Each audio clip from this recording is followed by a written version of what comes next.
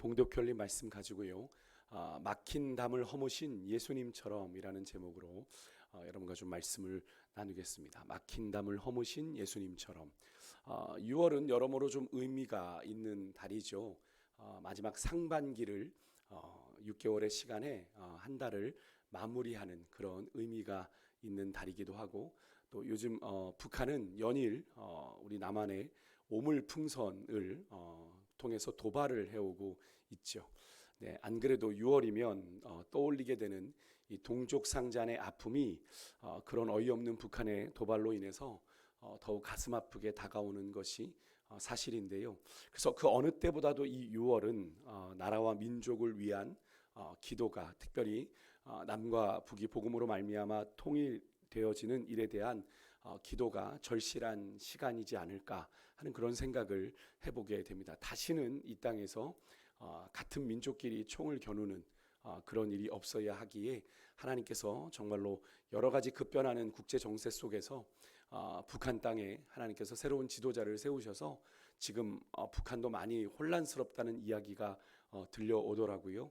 뭐 쿠데타 세력들도 일어나려고 물밑에서 작업이 되고 있다는 이야기도 있고, 여러 가지로 지금 이야기들이 있는데, 하나님께서 정말로 어떤 뜻을 가지고 계시는지 알 수 없지만 남과 북이 복음으로 말미암는 통일의 역사가 일어날 수 있도록 하나님께서 고레스와 같은 좋은 지도자를 세우셔서 하나님의 뜻 가운데 남과 북이 하나 되어 주의 복음의 역사를 이루어가는 그런 시간들이 될 수 있도록 6월은 특별히 그런 한 달이 되었으면 좋겠는데요.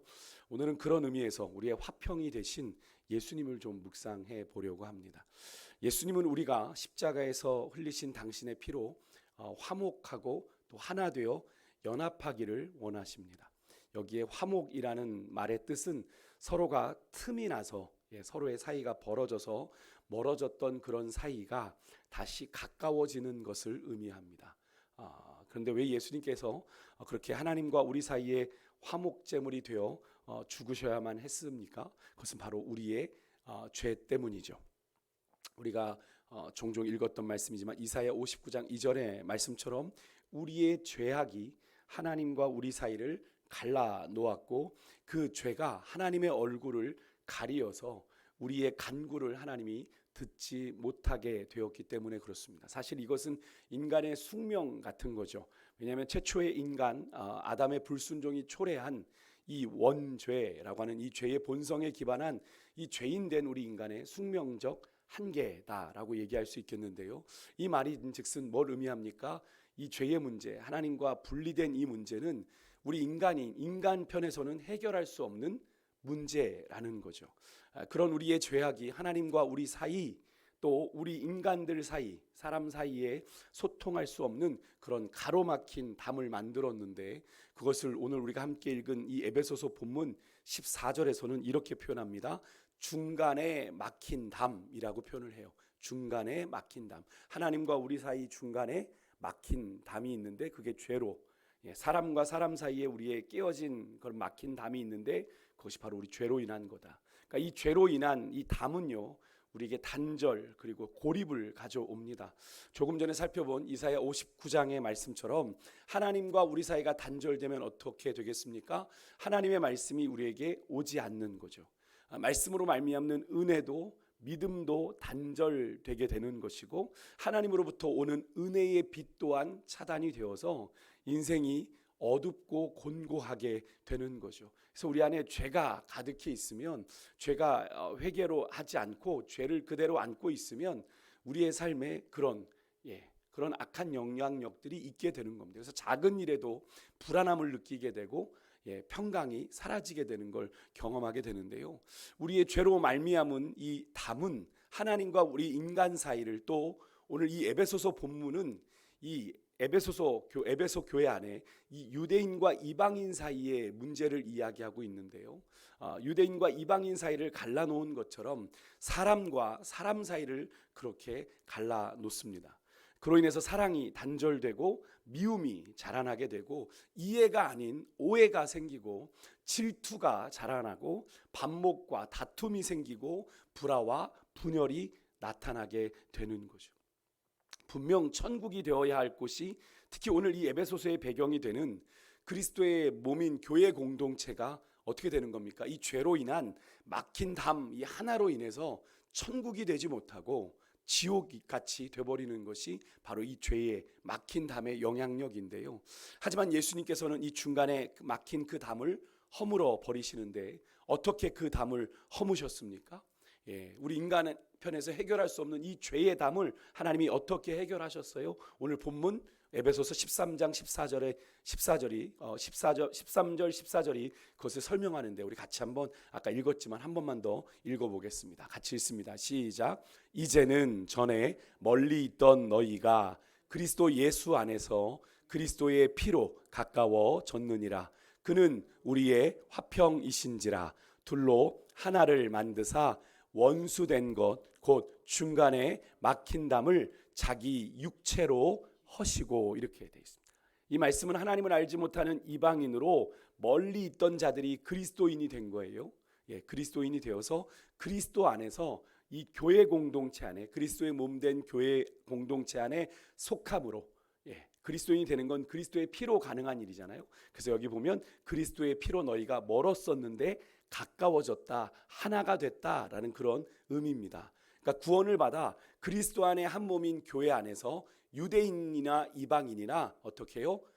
분리되어 있는 존재가 아니라, 멀리 있는 존재가 아니라 가까워져 하나가 되었다라는 걸 의미합니다.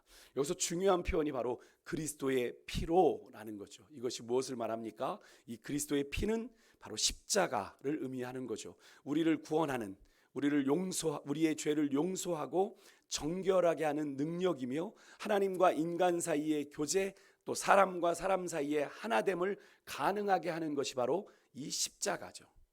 그래서 이 십자가는 바로 예수님께서 죽으신 그 십자가는 우리와 하나님 사이에 끊어졌던 그 관계를 잇는 다리가 되죠. 그래서 우리가 사형리를 보게 되면 하나님, 인간, 그 죄의 문제가 있어 이 벌어졌던 그 관계에 뭐가 놓여 있는 걸 보게 됩니까? 사형리를 보면 십자가가 놓여 있게 되는 걸 우리가 보게 되는 거죠. 그렇게 예수 그리스도의 십자가로 인해 세워진 교회가 하나 될 수 있는 근거가 바로 이 예수 그리스도의 십자가 사건에 근거하는 건데요. 그래서 우리가 그런 찬양을 부르는 거죠. 사랑하는 주님 앞에 형제자매 한자리에, 그러면서 거기에 어떤 가사 나옵니까? 한 피 받아 한 몸 이룸, 형제여 친구들이여. 우리는 다 다른 존재인데 무슨 한 피 받아 한 몸을 이뤘습니까? 그 한 피가 누구의 피를 의미합니까?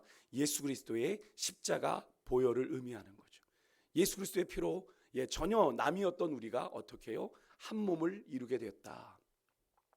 결국 여러분, 예수 그리스도의 십자가 사건, 예수 그리스도께서 십자가에서 흘리신 그 보혈로 인해 하나님과 사람 사이에 단절되었던, 또 죄로 인해 사람 사이에 막힌 담이 허물어져 버린 사건이 바로 십자가, 예수님의 십자가 구원의 사건이죠. 예수님 당시에 여러분, 성전은요 많은 담이 둘러져 있었습니다. 그래서 아무나 들어갈 수가 없었어요. 여기 이제 그림을 좀 보시면, 성전의 그림을 보시면 이 맨 안쪽에 이 노란색이 지성소인데, 거기까지 들어갈 때 보면 제사장들에 들어가는 제사장의 뜰이 있습니다. 제일 먼저, 그죠? 그래서 담이 둘러싸인데 가장 안쪽에 있는 담 안에는 제사장들만 들어갈 수 있었고, 두 번째 담 안으로는 저 옆에 이 기둥 같은 게 이스라엘 사람들만 들어갈 수 있는, 그것도 남자들만 들어갈 수 있어서 남자들의 뜰이라고 했고요. 세 번째 그 담은 여인들의 뜰 혹은 여자의 뜰이라고 했는데, 여기도 이스라엘의 여자들만이 들어갈 수가 있었고, 그리고 그 밖으로는 이제 보시면 이방인의 뜰이라고 파란색 되어 있죠. 거기에는 이방인들만이 들어갈 수 있는 이방인의 뜰이 있었습니다. 그것이 다 담으로 이렇게 가로막혀 있어 넘어가지 못하도록 되어 있습니다. 이 이방인의 뜰이 예수님 당시에 성전에서 뭐 환전도 하고 재물을 매매하던 곳이 바로 그 이방인의 뜰인 거죠. 그러니까 거기서 이 환전도 하고 매매를 하게 했다. 결국 무엇을 의미합니까? 이방인들은 하나님의 성전 안에서 사실 예배드릴 장소도 제대로 확보할 수가 없었던 그런 상황이 바로 예수님 당시의 성전의 풍경입니다. 거기서 뭐 재물이 매매되고 돈을 바꾸고 있는데 어떻게 거기서 예배가 드려질 수 있겠어요? 그렇지 않습니까? 느껴지세요? 예수님 당시에 성전이 어땠는지 겹겹이 담으로 둘러싸여 있어서 그 당시에 성전 안에 존재하는 엄청난 편견, 그죠? 신분에 따라 혹은 계층에 따라 그런 혈통에 따라 편견과 차별의 존재하는 그것을 상징하는 게 저 담이었습니다. 남자의 뜰, 여자의 뜰, 이방인의 뜰, 뭐 이렇게 말입니다. 근데 예수님께서는 이 모든 담을 자신의 육체로 헐어 버리셨습니다. 어떻게요? 십자가에서 그의 몸이 찢겨 돌아가심으로. 그죠? 성전된 자신의 몸이 무너질 거다라고 말씀하셨는데 그게 자신이 십자가에서 죽을 걸 예고하신 거잖아요. 그래서 하나님과 사람 사이, 사람과 사람 사이에 저렇게 가로막힌 모든 담을 일시에 헐어버리신 사건이 뭐다? 예수님의 십자가 사건이다. 그래서 구원에는 차별도, 구원에는 어떤 편견도 없다라는 것이 여러분 우리가 고백하는 거죠. 하나님의 은혜에는 어떤 편견도 어떤 차별도 없어요. 그래서 빈부귀천, 남녀노소를 불문하고 하나님의 구원을 받을 수 있고 예수 그리스도의 십자가 사건을 믿는 자는 은혜를 받게 되는 거죠. 그래서 여러분 마태복음 27장에 보면 예수님의 십자가 죽으시는 장면이 나오는데 50절 51절에 보면 예수님께서 십자가에서 돌아가실 때 크게 소리 지르시고 다 이루었다 소리 지르시고 영원히 떠나가시는 장면에 어떤 사건이 기록되냐면 성소의 휘장이 위에서부터 아래로 찢어져 둘이 되었다라고 기록하고 있는 걸 볼 수 있습니다. 성소의 휘장이라는 건 뭡니까? 지성소와 성소 사이에 있는 휘장을 의미하죠. 지성소는 누가 들어갑니까? 대제사장이 1년에 그것도 딱 한 번 대속죄일에 모든 백성의 죄를 모아가지고 들어가는 장소가 지성소였습니다. 그것도 누구가? 대제사장만, 아무 제사장도 아니고 대제사장만. 그러니까 얼마나 특권이겠어요. 얼마나, 그죠? 근데 그 지성소를 들어갈 수 있는 그 휘장이 찢어졌다, 둘이 되었다, 열려졌다. 무엇을 의미합니까? 예수 그리스도의 십자가 은혜를 믿는 자는 누구나 그 지성소에 들어갈 권리를 누리게 된다. 그 은혜를 누리게 된다라는 의미죠. 예수님은 자신의 육체로 하나님과 사람 사이에 가로막힌 모든 담을 허무셨습니다. 예수님의 십자가 보혈로 인해 하나님과 우리 사이에 막힌 이 죄의 담이 허물어지고 하나님과 교통할 수 있도록 하나님께서 모든 은혜의 기회를 열어 놓으셨어요. 그래서 우리가 조금 전에 읽은 것처럼 오늘 본문 13절의 말씀은 이렇게 표현합니다. 그런 장면을 이제는 전에 멀리 있던 너희가, 그죠? 죄로 인해 하나님과 멀리 있던 너희가 그리스도 예수 안에서 그리스도의 피로 어떻게 가까워졌다. 하나님과 하나 되었다. 하나님 안에 들어오게 되었다라는 것을 그렇게 표현하고 있는 거죠. 우리는 본질상 진노의 자녀입니다. 그래서 오늘 보면 12절의 표현처럼 그리스도의 밖에 있던 자들이에요. 주님을 알기 전에, 그죠? 그리스도의 밖에 있던 자들이고 주님께서 주신 이 언약의 말씀, 약속의 언약의 말씀에도 외인이다라는 건 뭡니까? 상관없는 존재였습니다. 그리고 이 세상의 악한 영과 정신에 매여 그렇게 살아가던 인생이었고, 그래서 불안과 죽음 앞에 두려워하며 오늘 본문에 나오는 12절에 소망 없는 인생이었어요. 어떤 소망 없이 그냥 죽음을 향해 달려가는 그런 인생이었습니다. 하지만 그리스도 안에서 우리가 그리스도의 피로 구원을 받고 우리의 인생의 모든 저주가 끊어지고 축복받은 인생이 되었는데 그것이 누구로 말미암은 것이다? 예수 그리스도로 말미암은 것이다. 우리 인생의 모든 죄의 막힌 담을 허무신 예수 그리스도로 말미암아 이렇게 우리가 복 있는 인생 되었다라는 사실을 여러분 믿으시길 바랍니다.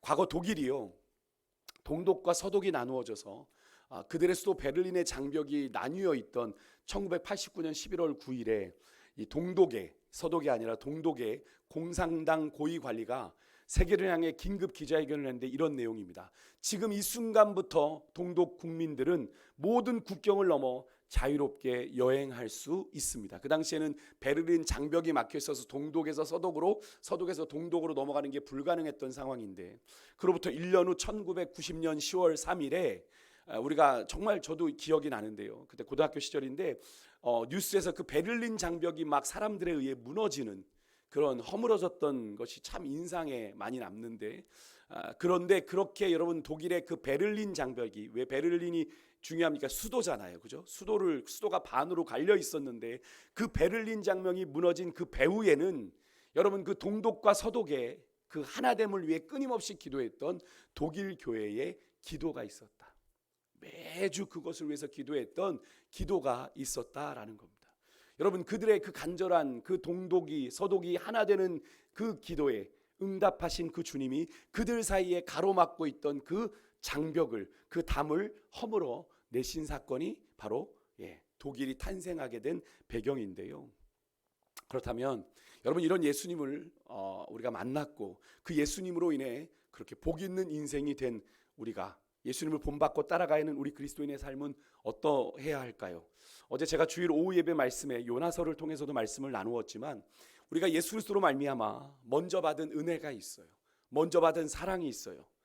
그래서 우리가 하나님과 화목하게 되었잖아요.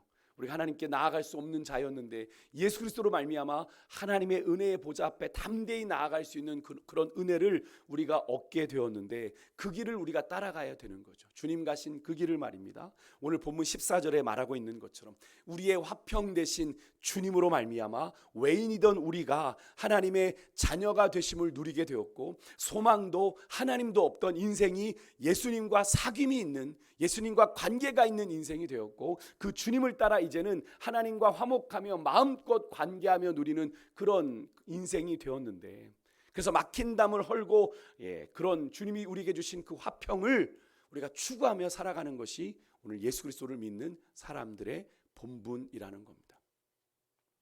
참 어려워요. 그죠? 참 어렵습니다.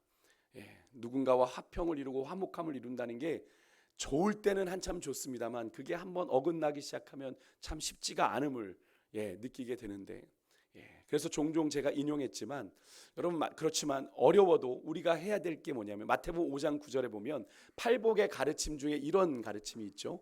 화평케 하는 자는 복이 있나니 뭐예요? 저가 하나님의 아들이라 일컬음을 받을 것이요. 화평케 하는 자가 누리는 복이 있는데 그 복이 뭐다? 하나님의 아들, 하나님의 자녀라 일컬음을 받는다. 그래서 제가 이 말씀을 늘 인용하면서 이 말씀을 역으로 풀어드렸죠. 역으로 바꾸면 어떻습니까? 하나님의 자녀된 자들은, 하나님의 자녀로 일컬음을 받는 자들은 어떤 자가 되어야 되는 거예요?